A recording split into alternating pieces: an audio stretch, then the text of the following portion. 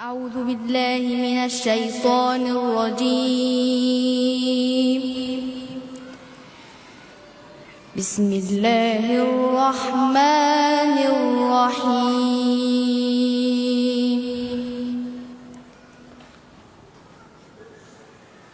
والفجر وليال عشر والشفع والوتر والليل إذا يسر هل في ذلك قسم لذي حجر ألم تر كيف فعل ربك بعاد إرم ذات العماد التي لم يخلق مثلها في البلاد وثمود الذين جابوا الصخر بالواد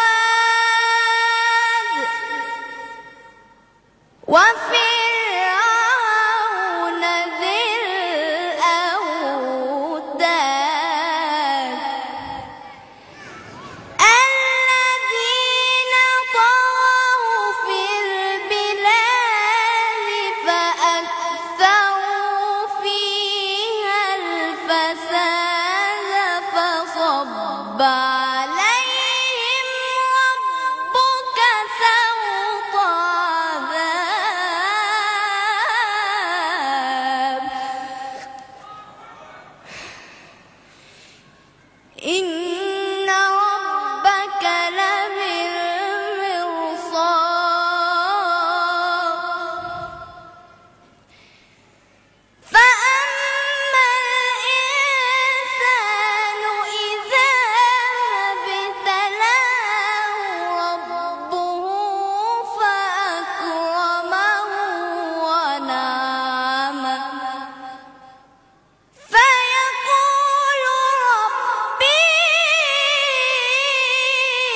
ربي أكرمن وأما إذا ما ابتلاه فقدر عليه رزقه فيقول ربي أهانن وأما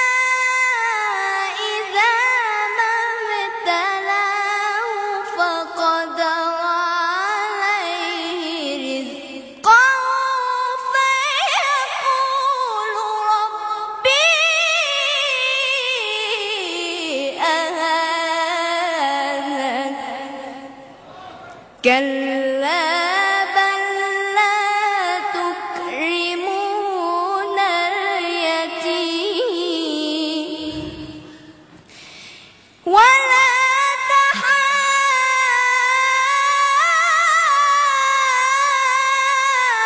تحاضون على طعام المسكين